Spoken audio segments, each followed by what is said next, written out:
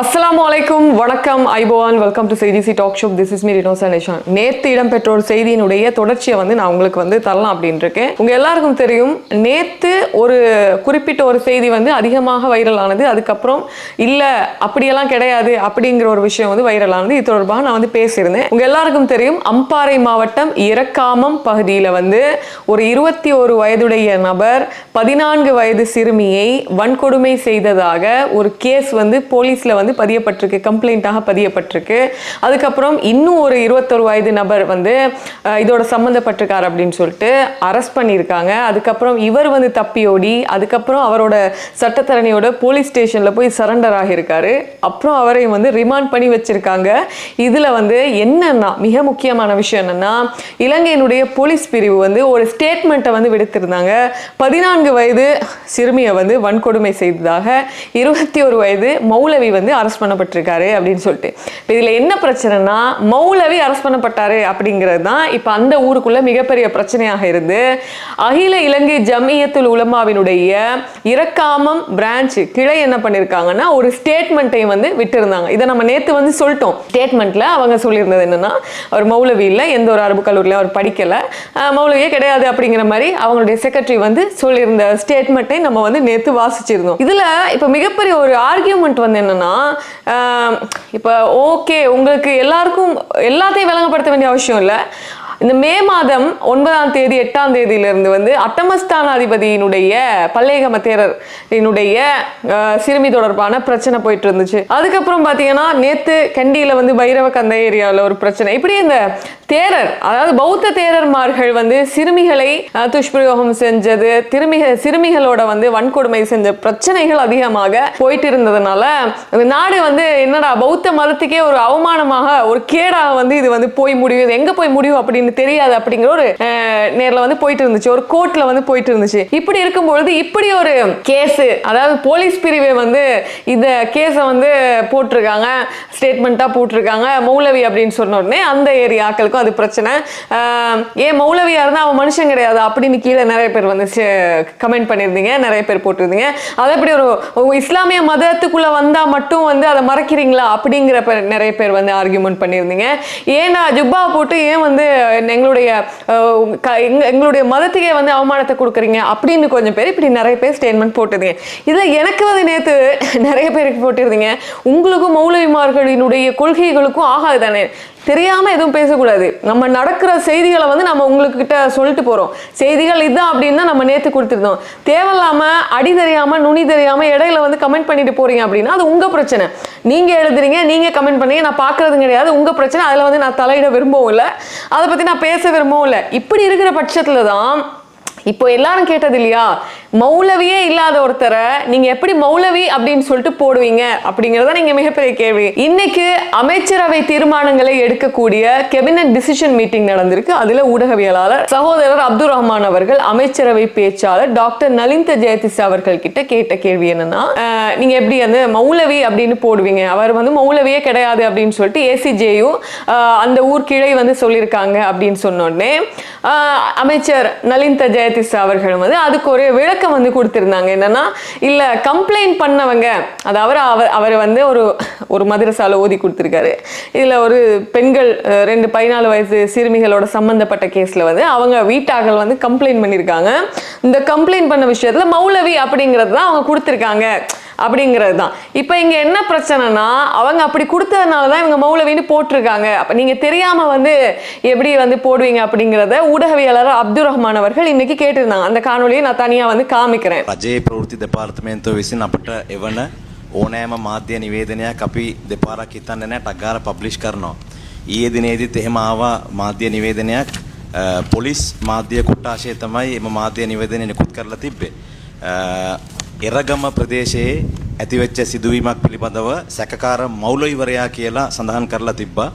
ඒ මාධ්‍ය නිවේදනය ආපු විදිහටම අපිත් පබ්ලිෂ් කරා. නමුත් සමාජයෙන් දැඩි දෝෂාරෝපණ එල්ල වුණා. බැලුවොත් ඒ පුද්ගලයා මෞලවිවරයෙක් නැහැ කියලා ඒ ප්‍රදේශයේ ඉන්න එරගම ඕල් සිලෝන් ජමියතුල් උලමා ශාඛාව සඳහන් කරලා තිබ්බා. ඇත්තටම මෙතන කාගේ වැරදීමක්ද සිදු වෙලා තියෙන්නේ? 2025 වසරේදී වුණු සිදුවීමක් ගැහණු දරුවන් 2 දෙනෙක් අපයෝජනය කිරීම සම්බන්ධයෙන් මේ පිළිබඳව එම ගැහණු දරුවන් දෙදෙනත් ඔවුන්ගේ මව්වරුනුත් ලබා දීපු සාක්ෂි අනුව තමයි පොලිසිය එවැනි සඳහනක් කළා තිබුණේ. නමුත් ඒ ප්‍රදේශයේ පවතින සංවිධාන හෝ අනෙක් සාක්ෂි වලින් ඒ ගැන වෙනත් මෞලවරයෙක් නොවේ කියලා කියනවා නම් ඒ ගැන පොලිසිය පරීක්ෂණ කරගෙන යනවා. ඒ අනුව සාක්ෂි සටහන් කරගෙන යනවා. ඒ කලින් සටහන් කරගත්ත සාක්ෂිවල මේ අපයෝජන ලක්ුණු දරුවන් දෙදෙනා සහ ඔවුන්ගේ මව්වරුන් ලබා දීපු සාක්ෂි මත පදනම්ව ඒ ප්‍රකාශය කළා කියන එක තමයි පොලිසිය පැත්තෙන් වාර්තා වෙන්නේ. ඒ ගැන තවදුරටත් විමර්ශනය කරගෙන යනවා. அதோட நேரம் சேர்த்து பார்த்தீங்கன்னா நேத்து ஊடகவியலாளர் அப்துல் ரஹ்மான் அவர்கள் வந்து போலீஸ் ஊடக பேச்சாளருக்கும் கால் பண்ணி கதைச்சிருக்காங்க. இந்த மாதிரியான ஒரு பேரை ஏன் வந்து போட்டிங்க அப்படின்னு சொல்லிட்டு அதுக்கு அவரும் வந்து தெளிவு கொடுத்திருக்கிறதாகவும் சொல்லியிருந்தாரு. இது தொடர்பாக இன்னைக்கு சகோதரர் அப்துல் ரஹ்மான் அவர்கள் வந்து நான் கால் பண்ணேன், அவருக்கு கால் பண்ணி இப்படி வந்து கேட்டிருந்தீங்களே இது தொடர்பாக இன்னும் கொஞ்சம் எனக்கு விளக்கமாக சொல்ல முடியுமா, ஏன்னா சிங்களத்தால் தான் வந்து அவர் கேட்டிருந்தாரு. ஸோ அவர் வந்து எனக்கு ஓவர் த ஃபோன் கொஞ்சம் எக்ஸ்பிளைன் பண்ணி சொல்லியிருந்தாரு. அந்த கன்வர்சேஷனை அப்படியே நான் உங்களுக்கு காமிக்கிறேன், பார்த்துட்டு வாங்களேன். அஸ்ஸலாமு அலைக்கும். வலைக்கும் சலாம் வரஹ்மத்துல்லாஹ். ஊடகவியலாளர் அப்துல் ரஹ்மான் அவர்களே, இன்னைக்கு வந்து நீங்க கேபினட் டிசிஷன் மீட்டிங்ல சுகாதார அமைச்சர் அமைச்சரவை பேச்சாளர் கிட்ட ஒரு கேள்வி கேட்டிருந்தீங்க இல்லையா? அது வந்து ரொம்ப முக்கியமான ஒரு கேள்வியாக இருந்தது. அதாவது நேத்து நமக்கு தெரிஞ்ச விஷயம்தான், ஒரு 14 வயது சிறுமியை வந்து வன்புணர்வுக்கு உட்படுத்திய சம்பவம் தொடர்பாக இரக்காமம் பிரதேசத்துல ஒரு மௌலவி ஒருத்தர் அரஸ்ட் பண்ணப்பட்டாரு அப்படிங்கிற செய்தி வந்திருந்துச்சு இல்லையா? அதன் பிறகு அகில இலங்கை ஜம்மியத்துல் உலமாவினுடைய இரக்காமம் கீழே வந்து ஒரு ஸ்டேட்மெண்ட் விட்டு இருந்தாங்க, அவர் மௌலவி இல்ல அப்படிங்கிற மாதிரி சொல்லியிருந்தாங்க. இது தொடர்பாக நீங்க இன்னைக்கு முக்கியமான ஒரு கேள்வியை வந்து அமைச்சரவை பேச்சாளர் டாக்டர் நலிந்த ஜெயதிஸ் அவர்கள் கிட்ட கேட்டிருந்தீங்க. அதை பத்தி நீங்களே கொஞ்சம் விரிவா சொல்ல முடியுமா? அதாவது இந்த நேற்றைய நாளிலே சமூக வலைத்தளங்களை ரொம்ப வைரலான ஒரு செய்தி தான் இரக்காமம். அந்த செய்தி நீங்க சொன்ன குறித்த செய்தி, அந்த செய்தியின் போலீஸ் ஊடக பிரிவு வெளியிட்டிருந்த ஊடக அறிக்கையில அவங்க சொல்லியிருந்தாங்க, குறித்த சந்தேக நபர் ஒரு மௌலவி ஆவார் என்ற விடயத்தை அவங்க சொல்லியிருந்தாங்க. அதனை தொடர்ந்து அரசாங்கம் தகவல் திணைக்களத்தால வந்த ஊடக அறிக்கை என்கிறதால எல்லா ஊடக நிறுவனங்களும் அது தொடர்புடைய செய்தி வெளியிட்டிருந்தாங்க. நான் நினைக்கிறேன் நீங்களும் அது சம்பந்தமான செய்திகளை சில போது வெளியிட்டிருப்பீங்க. அதாவது குறிப்பாக சமூக வலைத்தள பக்கங்களை செய்யக்கூடியவங்க, யூடியூப் தளங்களை செய்யக்கூடியவங்க இந்த செய்தியை அரசாங்க தகவல் திணைக்களத்திலே அனுப்பப்பட்ட அந்த போலீஸ் ஊடக பிரிவினால வெளியிடப்பட்ட ஊடக அறிக்கையை பேஸ் பண்ணி அனைவருமே செய்தி வெளியிட்டு இருந்தாங்க. அப்ப செய்தி வெளியிட்ட நேரத்துல சமூக வலைத்தளங்களை பாவிக்கக்கூடிய சமூக செயற்பாட்டாளர்கள் பெருவாரியானவர்கள் அவர்கள் கோபம் அடைந்திருந்தார்கள். இவர் ஒரு மௌலவி அல்ல, ஊடகங்கள் பிழையாக செய்தி போட்டிருக்கின்றது என்ற விடயத்தை சொன்னாங்க. ஆனா இந்த இடத்துல இரண்டு விடயங்கள். முதலாவது, இந்த சமூக செயற்பாட்டாளர்கள் விளங்கிக் கொள்ள வேண்டும், அரசாங்க தகவல் திணைக்களத்தால ஒரு செய்தி ஒன்று வந்தால் ஊடகங்கள் அதனை பப்ளிஷ் பண்ணும், போடும். அதுதான் அதனை அரசாங்க தகவல் திணைக்களம் வெளியிடக்கூடிய அந்த ஊடக அறிக்கைக்கு பின்னால யாரும் அது பற்றி தேடி பார்ப்பது கிடையாது. அது அரசாங்கம் தான் அதற்கு பொறுப்பு. ஆனால் இங்கே அந்த இரக்காமம் ஜமியத்துல் உலமா உடனடியாக அவர்கள் வெளியிட்டிருந்தாங்க, இவர் ஒரு மௌலவி அல்ல என்கிற விடயத்தை அதனை பேஸ் பண்ணி இன்றைய நாள்ல நான் அமைச்சரிடத்திலே கேட்ட போது அமைச்சர் தெளிவான பதிலை சொல்லி இருந்தார். இந்த சம்பவம் குறித்த இந்த சம்பவம் 2025ஆம் ஆண்டு நடைபெற்ற ஒரு சம்பவம். அந்த குறித்த சந்தேக நபர் மீது 2 பெண் குழந்தைகளும் அவர்களுடைய தாய்மார்களும் போலீசில் முறைப்பாடு செய்திருக்கின்றார்கள். இந்த குறித்த நபரால் நாங்கள் வன்கொடுமை செய்யப்பட்டோம் என்ற விடயத்தை அந்த 2 பிள்ளைகளும் அவருடைய தாய்மார்களும் சொன்னதாக அமைச்சர் சொல்லியிருந்தார். அந்த 2 பிள்ளைகளும் அவருடைய தாய்மாருமே போலீசுக்கு சொல்லி இருக்கின்றார்கள் இவர் ஒரு மௌலவி என்று. அந்த அடிப்படையிலே தான் போலீஸ் ஊடக பிரிவு இந்த செய்தியை வெளியிட்டிருந்தது. ஆன போதிலும் யாராவது, அதாவது ஜமியத்துல் உலமா இரக்காமம் கிளையுடைய அந்த ஸ்டேட்மெண்டை மையமாக வைத்து அமைச்சர் சொல்லியிருந்தார், யாராவது ஒரு குழு இவர் ஒரு மௌலவி அல்ல என்று சொல்வார்களாக இருந்தால் தொடர்ந்தும் போலீஸ் விசாரணை நடைபெறுகின்றது. எதிர்வரக்கூடிய நாட்களிலே அது பற்றி நாங்கள் தேடி பார்த்து உரிய நடவடிக்கை எடுப்போம் என்று சொல்லியிருந்தார். எனக்கு ஒரு சின்ன ஒரு சந்தேகம் என்னன்னா, இப்ப இது 2025ஆம் ஆண்டு நடந்த கேஸ். இப்போது உங்க எல்லாருக்கும் தெரியும், இந்த அனுராதபுரம் அட்டமஸ்தானாதிபதி பல்லேகம ஹேமரத்ன தேரருடைய விஷயமாகட்டும், நேத்து கண்டியில வந்து பைரவ கந்தையில ஒரு விஹாரையில பணிபுரியக்கூடிய ஒரு தேரருடைய விடயமாகட்டும், இப்படி தேரர்களுடைய விடயங்கள் வெளியே வரும்பொழுது போலீஸ் ஊடகத்துக்கு, அதாவது போலீஸ் ஆணைக்குழுவினுடைய உத்தியோகபூர்வ Facebook பக்கத்துல இருந்து ஒரு ஸ்டேட்மெண்ட் வந்து விட்டுருக்காங்கன்னா, லாஸ்ட் இயர் நடந்தது, இதுக்கு பின்னாடி ஏதாச்சும் இருக்கும் அப்படின்னு நீங்க நினைக்கிறீங்களா? இல்ல ரினோசா, இதுல ஒரு முக்கியமான விடயத்தை நான் பார்க்கிறேன். அதாவது அந்த பிள்ளைகள் இந்த குறித்த நபர், இந்த குற்றம் சாட்டப்பட்ட சந்தேக நபர் அந்த குறித்த பகுதியிலே ஒரு பள்ளியிலே முஅத்தினாக கடமையாற்றினார் என்ற ஒரு தகவல் எனக்கு கிடைத்தது. அப்ப அந்த சந்தர்ப்பத்துல அவர் சில போது தாலீம் குர்ஆன் ஓதி கொடுத்திருக்க வாய்ப்பு இருக்கின்றது. அப்படி ஏதாவது ஓதி கொடுக்க போன நேரத்துல அந்த புள்ள அது தனக்கு ஓதி கொடுக்கிறவர் அவர் எந்த மதரசால பட்டம் பெற்றிருக்கிறார் அதெல்லாம் பாக்குறது இல்லை, மௌலவின்னு தான் சொல்லுவாங்க. எனவேதான் அந்த பெற்றோர்களும் அந்த பிள்ளைகளும் மௌலவி என்ற ஒரு வாக்குமூலத்தை கொடுத்திருப்பாங்களோ. ஏன்னா போலீஸுக்கு இவர் எந்த மதரசால பாஸ் அவுட் ஆகி இருக்கிறார் இதெல்லாம் தேடி பார்க்கிற ஒரு நிலை இல்ல. அவங்க பேரண்ட்ஸ் வந்து கம்ப்ளைண்ட் பண்ணிட்டாங்கன்னா இவர் ஒரு மௌலவின்னு அவங்க வாக்குமூலத்துல அந்த மௌலவி என்றே பதிவு செஞ்சிருப்பாங்க. அதனால நான் நினைக்கின்றேன் எதிர்வரக்கூடிய நாட்கள்ல போலீஸ் விசாரணை இப்போது நடைபெறுகிறது. இது பற்றி இன்னும் தீர விசாரித்து இது சம்பந்தமான தெளிவான விளக்கங்களை வழங்குவதாக அமைச்சரும் சொல்லியிருந்தார். மிக்க நன்றி ஊடகவியலாளர் அவர்களே உங்களுடைய தகவலுக்கு. இந்த காணொளி வந்து நீங்க இப்ப பாத்திருப்பீங்க. ஆல்ரெடி இது வந்து நம்ம நேத்து நிறைய பேசிட்டோம். இது வந்து போன வருஷம் நடந்த சம்பவம். இந்த வருஷம் அது வந்து வெளியே வந்திருக்கு. இன்னைக்கு காலையில வந்து எனக்கு இன்னொரு யூடியூபர் வந்து மிக இலங்கையில பிரபல்யமான யூடியூபர் ஒருத்தர் கால் பண்ணி இதை பத்தி பேசிட்டு இருக்கிற வாக்கிலையும் சொன்னாங்க என்னன்னா, ஏற்கனவே நம்ம நாட்டுல வேறொரு ஒரு பாதை வந்து போயிட்டு இருக்கு, பிக்குமார்களுக்கே ஏற்கனவே பிரச்சனை போயிட்டு இருக்கு. அப்படி இருக்கும் பொழுது இப்ப நம்ம எல்லாமே அதை பத்தி பார்க்கும் பொழுது இதுவும் வந்து வெளியே வரணும்னு நினைக்கிறாங்க போல. வெளியே வாரது இங்க பிரச்சனை கிடையாது, யாரு தவறு செய்தாலும் அவர்களுக்கு தண்டனை கொடுக்க வேண்டும் அப்படிங்கிறதுல வந்து எந்த ஒரு இதுவுமே கிடையாது. ஆனால் இங்க வந்து அந்த மௌலவி அப்படிங்கிற வேர்டை வந்து வேண்டுமென்றே போட்டாங்களா அப்படிங்கிற ஒரு மிகப்பெரிய ஆர்கியூமெண்ட் போயிட்டு இருந்தது. அதுக்குரிய எக்ஸ்பிளனேஷனும் வந்து இன்னைக்கு அமைச்சர் நலிந்த ஜெயதிச வந்து ஊடகவியலாளர் அப்துல் ரஹ்மான் அவர்களுக்கு கொடுத்திருந்தாங்க. இதை பத்தி நீங்க கொஞ்சம் கீழே வந்து கமெண்ட் பண்ணுங்க. இதோட இதை வந்து விட்டுறலாம்.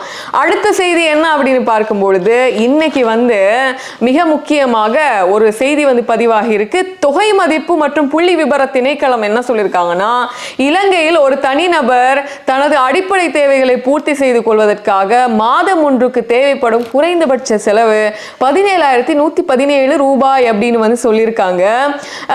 என்ன பொறுத்த வரைக்கும் கேட்டா, அந்த வாகனம் வச்சிருக்கிறவங்களுக்கு பெட்ரோல் அடிக்கவே பத்தாது, ஸ்கூல் போறவங்களுக்கு புத்தகம் சாமான்கள் வாங்குறதுக்கு கூட போதாது, வீட்டு தலைவிகளுக்கு அரிசியும் டெய்லி நீங்க கொஞ்சம் யோசிச்சு பாருங்க, 17,117 ரூபா அப்படிங்கிறது ஒரு நாளைக்கு 3 பேர் இருக்கிற வீட்டுல 1 கிலோ மீன் வாங்க கூட 1000 ரூபாய் காசு போதாது. சால மீன் இருக்குல்ல, நான் உங்களுக்கு வந்து ஜஸ்ட் ஒரு சின்ன உதாரணம் சொல்றேன். மீன்களே வந்து விலை வந்து ரொம்ப கம்மியான மீன் வந்து சால மீன். சால மீன் வந்து நிறைய பேர் 300 ரூபா 400 ரூபா அந்த மாதிரியான விலைக்கு தான் எடுப்பாங்க, 1 கிலோ கூட அப்படித்தான் எடுப்பாங்க. இப்போ அரை கிலோ சால மீன் வந்து 500 ரூபாய்க்கு வந்து போகுது. என்னன்னு கேட்டா, வியாபாரிகள் சொல்ற ஒரு விஷயம் என்ன தெரியுமா, கடலுக்கு போக முடியல, நாங்க வந்து மீன் வந்து எங்களுக்கு கிடைக்கலன்னு அசால்ட்டா சொல்லிட்டு போயிடுவாங்க. ஆனா 17,117 ரூபா அப்படிங்கிறது 10 நாட்களுக்கு 1 கிலோ மீன் வந்து நம்ம வாங்கினா கூட அந்த காசு வந்து பத்தாது. கோழி எல்லாம் சாப்பிட வேணாம், மாட்டு வச்சு சாப்பிட வேணாம், வேற எதுவுமே நம்ம பெரிய எக்ஸ்பென்சிவான சாப்பாடுலாம் சாப்பிட வேணாம், கறிக்கு மட்டும் கறியை மட்டும் பாருங்க, சோத்தை விடுங்க, டெய்லி ஒரு நல்ல கறி சாப்பிடணும்னா அதுக்கு கூட பத்தாத ஒரு காசு. இது எல்லாம் யார் எப்படியெல்லாம் கிரியேட் பண்றாங்கன்னு நமக்கு தெரியல. இதுல என்னன்னா, மார்ச் மாசத்தினுடைய உத்தியோகபூர்வ வறுமை கோட்டு எல்லை அப்படின்னும் பொழுது மதிப்பீடு அப்படிங்கிறது ஒரு தனிநபரினுடைய அன்றாட வாழ்க்கை செலவுகள், அதை பத்தி வந்து தொகை மதிப்பு புள்ளி விபர திணைக்களம் வந்து சொல்லுவாங்க. இதுல வந்து பாத்தீங்கன்னா மார்ச் மாதத்தினுடைய உத்தியோகபூர்வ வறுமை கோட்டு எல்லை வந்து 16,690 ரூபா. கொழும்பு மாவட்டத்திலேயே வறுமை கோட்டின் மதிப்பு மிக உயர்ந்த மட்டத்தில் வந்து பதிவாகி இருக்கு. கொழும்பு மாவட்டத்தில் ஒரு நபருக்கு தனது அடிப்படை தேவைக்காக மாதம் 18,461 ரூபா தேவைப்படுதான் கொழும்பு மாவட்டத்தில். இதெல்லாம் ஊர்ல கூட இருந்தா, கிராமத்துல இருந்தா கூட பத்தாதுங்க. இது வறுமை கோட்டின்படி குறைந்த செலவு எல்லை மொனராகல மாவட்டத்தில் பதிவாகியுள்ளது. அங்க ஒரு நபரின் அடிப்படை தேவைக்கான குறைந்தபட்ச செலவு 16,567 ரூபா. சரி, நம்பிட்டோம். நீங்க என்ன நினைக்கிறீங்க? போதுமா உங்களுக்கு 16,567 ரூபா? நீங்க மொனராகல டிஸ்ட்ரிக்ட்ல இருந்தீங்கன்னா போதுமா? இல்லைன்னா கொழும்பு டிஸ்ட்ரிக்ட்ல இருந்து பார்த்துட்டு இருக்கீங்கன்னா 17,000 செச்சம், 117 ரூபாய் விடுங்க, 17,000 செச்சத்தை வச்சு நீங்க திண்டு குடிச்சு வாழ்ந்துட்டு இருப்பீங்களா? லோக்கலா சொல்லணும்னா அப்படிதான், அப்படிங்கிறது தான் மிகப்பெரிய விஷயம். அதோட இன்னைக்கு ஸ்ரீலங்கன் ஏர்ஃபோர்ஸ் வந்து அவங்களுடைய உத்தியோகபூர்வ பக்கத்துல இருந்து ஒரு விஷயத்தை ஷேர் பண்ணியிருந்தாங்க. அமெரிக்க அரசாங்கத்தால் இலங்கை விமானப்படைக்கு நன்கொடையாக வழங்கப்பட்ட 10 ஹெலிகாப்டர் வந்து நாட்டை வந்து அடைஞ்சிருக்குன்னு சொல்றாங்க. TH-57 சி ரேஞ்சர் அப்படிங்கிற ஹெலிகாப்டர் வகையான ஹெலிகாப்டர்ஸ் தான் கடல் வழியாக நாட்டை வந்து அடைஞ்சிருக்குன்னு சொல்றாங்க. இந்த புதிய விமான தொகுதியானது இலங்கை விமானப்படையின் நீண்டகால செயல்பாட்டு தேவைகளை பூர்த்தி செய்து அதன் முழு விமான பிரிவை வலுப்படுத்துவதற்கு ஒரு குறிப்பிடத்தக்க பங்களிப்புன்னு சொல்றாங்க. நாட்டை வந்தடைந்துள்ள ஹெலிகாப்டர்கள் தற்போது ரத்மலான விமான தளத்துல வந்து ஒருங்கிணைப்பு வந்து செஞ்சிட்டு இருக்காங்க. இதே நேரத்தில் இது மூலம் பயிற்சிகள், அதாவது முதன்மையான விமானிகளுக்கு பயிற்சிகள் கொடுக்குறாங்க. அனர்த்த தேடுதல், மீட்பு நடவடிக்கைகளுக்கு வந்து இதை வந்து யூஸ் பண்ணுவாங்க அப்படின்னு வந்து சொல்லப்படுது. இது ஒரு நல்ல விஷயம் அப்படிங்கிறதான் இன்னைக்கு வந்து நான் கொண்டு வந்த செய்தி. ஏற்கனவே நான் ஒரு மிக முக்கியமான முதலாவது நியூஸ் சொன்னதுனால கொஞ்சம் லென்த்தா போயிருக்கும்னு நினைக்கிறேன். அதனால 3 செய்திகளை மட்டும்தான் நான் சொல்றேன். இன்ஷா அல்லாஹ் அடுத்த வீடியோல சந்திக்கிறேன். Good night.